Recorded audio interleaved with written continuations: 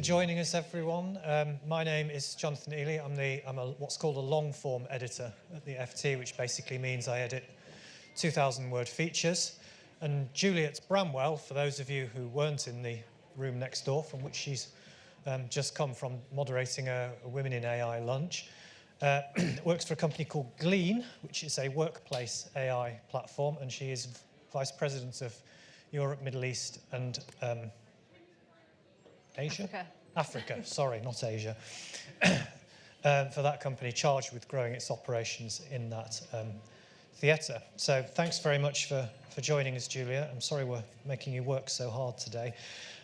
Can you perhaps start by explaining how the companies that you deal with as customers, how their approach to AI is changing? It sounds very much to me like they're moving away from the sort of, ooh, what can this do, isn't it exciting phase, to what can it actually do for my business, and how can it make us work better?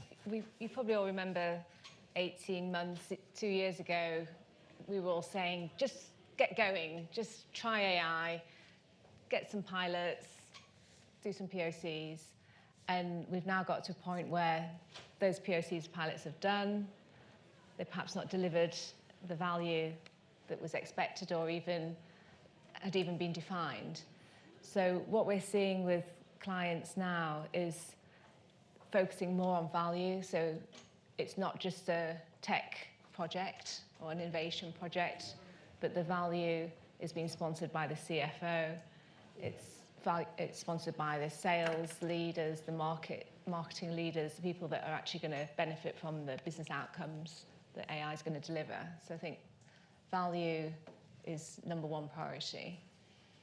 The second thing that we're seeing is a change in leadership. So people are going to have to have role models in the company because it's a change management program. It's not just a tool.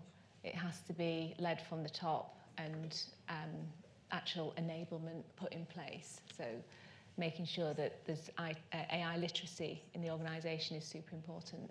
So training is very important. Okay. You mentioned there that some of the sort of initial prototypes and forays into AI haven't worked or haven't delivered. Why do you think that was? Was it the technology or was it the way they were approached? It was the approach. It was perhaps not putting together the use cases clearly enough and what the outcomes and the values were. So one of the things we do at Glean is we have this blueprinting process where we have a workshop with all these business functions that then tease out what are the metrics, what is the value that is actually going to be driven from doing this AI project. Okay. And what makes for a successful AI rollout in a big company with lots of internal processes and procedures and departments and so on? Yeah, so having a clear sponsor and making sure that you have someone who's going to drive that initiative from beginning to end. So that's both from a budgetary point of view, but also someone who cares about the business outcomes. Having some champions, so it's important. It's like any initiative, really. You've got to have some people that are going to take some accountability and responsibility, so making sure you identify who those champions are.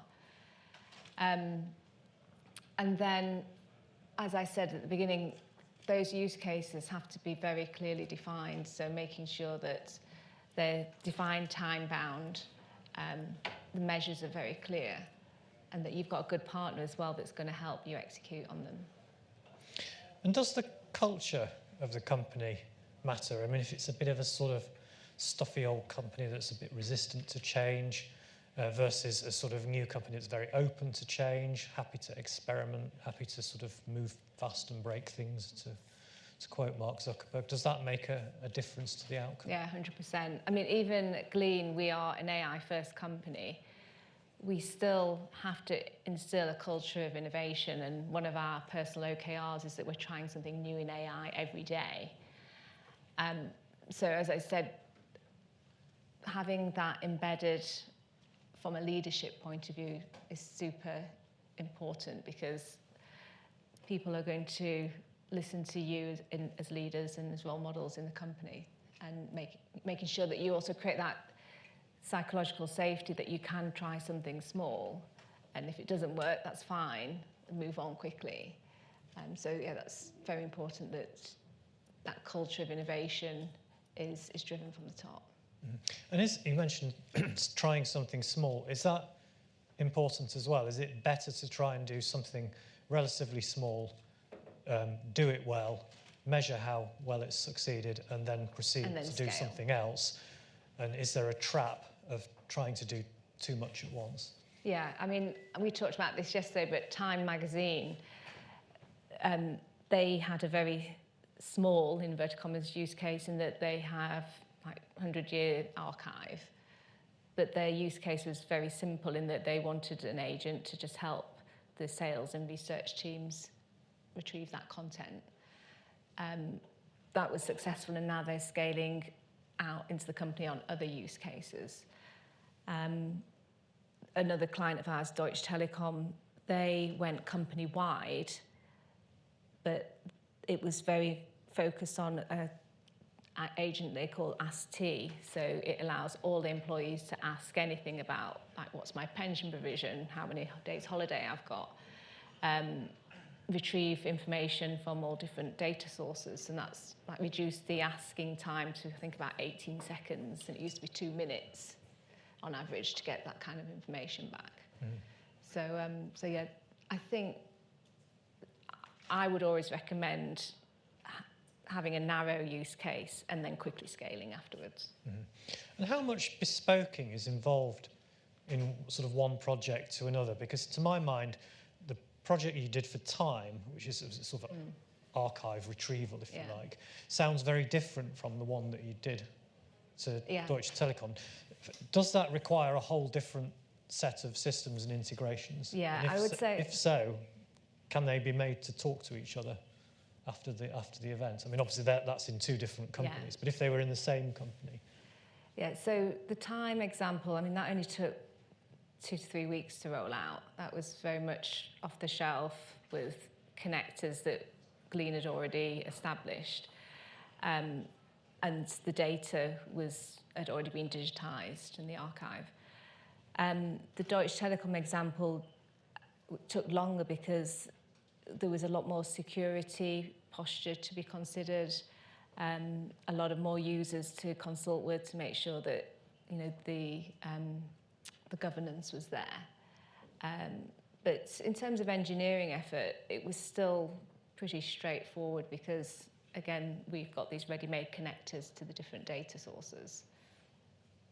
Okay, and obviously one of the things that comes up in the AI debate all the time is to what extent are you replacing humans? And I guess that must be a particularly sensitive topic, given that you must be often interfacing with HR departments because a lot of what you do is workplace-based AI. How do you ameliorate those kinds of concerns, and to what extent is it your responsibility versus the sort of person leading the project within the client? I mean, it goes back to the use cases and the value outcomes. And sometimes it is about reducing FTE, but it more often than not is about what is the time that they're not doing with labour-intensive work. How do we then make sure that they're working on something that's more value-driven? So I see it very much as an augmentation. I think most of us use some kind of assistant, and that is adding value to us and relieving time to do other meaningful work. So yeah, I'm very much on the side of it's augmentation as opposed to replacement. Yeah, and does what you do reduce the number of apps and platforms and systems that the average employee has to interface with? Because obviously, I mean, the FT is no different to many other organisations, I suspect, in that we've had a proliferation of channels over the years. We use a content management system, we use GChat and Gmail, we use Slack, we use Workday, we use various other apps for specific purposes. Do you help people basically have to remember fewer passwords. Yeah. I mean, Glean is definitely going to be that orchestration layer. So I think a lot of the other apps and tools will become less visible. You won't have to worry about that because that information will be surfaced through something like Glean. And I do think that companies are taking it as an opportunity to consolidate tools. One of the CTOs I spoke to last week was talking about his Venn diagram, you know, and how he's thinking about AI as a platform, and everyone is still figuring this out, but it will be an opportunity to streamline and like tidy the house up. Mm. And what do you think will limit the penetration of AI in a workplace environment? Will it be cultural factors, that people just get tired of interfacing with machines? Or do you think it will be diminishing returns? We will get to a point where companies will say, well, we could do this, or we could automate this, but actually maybe it's just not worth it in terms of the cost and the management time and bandwidth. Yeah, I mean, I'll pick on the culture point, but in the other, like, take it a different direction, that I think if companies don't embrace it and change their culture, then that will limit the use of AI, because you need the people in your teams to enable themselves and be part of this journey. It is happening, it will happen, so you've got to make sure that you're creating cultures that are going to allow AI to thrive. And what typically, in terms of the financial return, well, obviously there is an investment required in time and possibly in computing capacity ultimately, what sort of return and over what sort of time frame can companies expect to see? I mean, obviously it's difficult to generalise because every project is different. I mean, most of the metrics I've seen are time savings. Mm-hmm. And so then you'd have to extrapolate that depending on how many people you've got in the organisation or are using that particular, or working that particular use case. So a lot of the clients they're using, they are seeing pretty quick returns on the time saving factor. When it comes to a revenue generating factor, then that is very much a case by case basis, but we're talking months, not years. Mm-hmm. Okay. And we did a feature a while ago which kind of had the working title, is the word human disappearing from human resources? Do you think that will happen? At what point are there things that simply must be left to humans and cannot be automated or sort of process driven away? Yeah, in fact, we're just talking about this in the room next door. I mean, if you look at medicine, and obviously AI is already doing wonders for clinical research and also like cancer detection, you're still going to need a human to make the call on those types of decisions. And so I do strongly believe that you're going to need humans because AI can't empathise or have those kind of human qualities to make those better decisions. So yeah, I think you still got to keep working. I'm sorry, the agents are not taking over. So the 3-day week's not quite. Not quite. Yet, no. And in terms of risks, I mean, in one of the preparatory calls for these sessions, Gemini said that a particular company was working with McKinsey. Of course, it actually meant McKinsey. That's a trivial error that had no ongoing consequences. But if you get someone's pension provision wrong or their tax status wrong, that's potentially quite serious. How do you mitigate against that sort of error, and do you offer any kind of indemnification for your end users if the AI should get something wrong? Because obviously no system can ever be completely infallible. No, I don't know. I can't answer the indemnification question, but the accuracy of these models is improving every day. And a product like Glean, one of our secret sources is what we call the enterprise graph. And that is basically mapping all the connections that you have with all the data. So when I'm using Glean, it looks at all my Slack messages, my content and my documents, my emails, my calls I've made, my calendar. And so then when I'm asking for something through Glean, it will retrieve it and be very accurate because it understands the context. So I do think that those kind of hallucinations or inaccuracies will eventually, they will dissipate. Okay. We've got about 4 minutes left, so there are no questions from our remote audience, so I'm very much hoping that someone in the room will have a question. Yes, please. Could you just wait for the microphone so that people tuning in remotely can know who you are? Thanks. Hi, thank you for your presentation. My question was, you mentioned that a lot of the AI projects have not gone to where people have desired them to go to be successful. But given you're dealing with a large number of companies, is there a repeatable business case, for example, customer service? You mentioned the HR example, that someone who's going to start an AI project will say, well, this has been done dozens of times and there's a higher chance of success. So if so, what will those be? Yeah, so HR for sure. So this is having an assistant that's going to retrieve employee information, whether it's holiday provision, pensions and all of that. Contact centre, so enabling faster resolution times through, again, retrieving knowledge about someone who's calling in. The other one that we've seen good traction is R&D. So again, R&D teams being able to surface a lot of the research and information from the corpus of data in that company.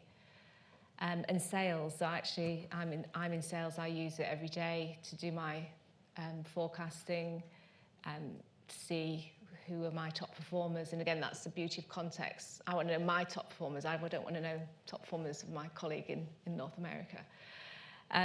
So yeah, those are probably some of the quicker wins. Anybody else? Lady at the back there. Thanks. What are some of the key attributes or skills you feel leaders need at the moment to be able to lead successfully in this time, I guess? I think if you have got a connection, or if you're able to translate the requirements of the business and understand the technology, so someone who can bring those two together is very useful, because it is very busy out there in terms of tools and tech, but at the same time you know your business the best. So if you're an aggregator in your company that can consolidate those requirements from the business point of view, but also then mediate with the technology teams, then that would be a very useful skill to have. Thank you. Is there anyone else? Gentleman at the front here.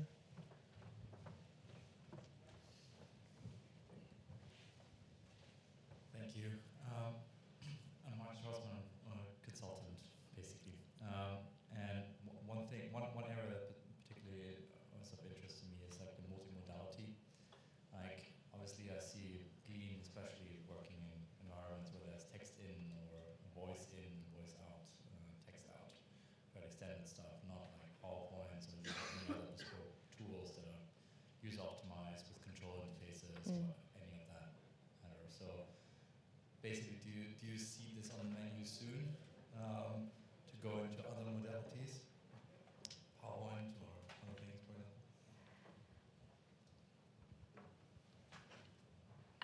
I don't think I can answer that apart from the fact that the core purpose of us is to orchestrate those tools. So we are model agnostic, for example, so you can use any of the LLMs that connect to Glean.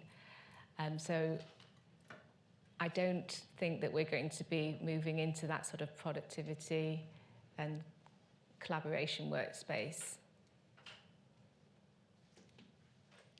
time for one more, if there is one. All right, well, maybe we'll squeeze two in. Hello, I'm Miles. I'm a tech lawyer from Telekom, one of the sponsors today. I wanted to know if you could speak to sort of integration with third parties within businesses and how that could potentially be a hurdle, or is it something that you see there's going to be like a lot of consolidation in terms of, okay, you're a tech provider, you want to incorporate AI, but you've got to move to our integrate our system to embed that AI, and what the challenges around that, where you see that going. So we already have over 100 connectors with third parties like Salesforce and Slack. So those relationships are brokered all the time. So I do think that is just, and it's not just Glean, there's other companies also making those integrations. So that is a fact, and that is what's happening today. What was the other part of the question? Do you think that then there's the gap in the market for you to say, okay, we'll provide this service instead of the integration coming to us? Because it can be a big hurdle. I know from internally, I deployed lots of AI systems in the firm, and one of the hardest things is it can take months to integrate things. And then there's other providers that say, okay, it'll be quicker to come with us. We've got AI, but you're going to have to move the whole system across to us. And I was wondering, just from a broad scope, what you think is going to happen. Yeah, I can't see that happening, because I think clients are still going to want to have the choice, and I think it would not be prudent to get that lock-in, given that the market and tools are changing so rapidly. Thank you. Okay, can I take one more? Yeah, the clock is red, as they say in rugby, but we'll squeeze one last play in. I'll be very quick. It was just, you talked a little bit about kind of increasingly going to external data sources and kind of piping into those. Are you seeing more challenges contractually when you're going to some of those in terms of using that data with Gen AI, and companies being a bit more protective about what you're doing with data sources when you are bringing them in externally? We've seen a little bit of challenge at times about what are you going to do with it and how's it going to be used, so just interested in your perspective.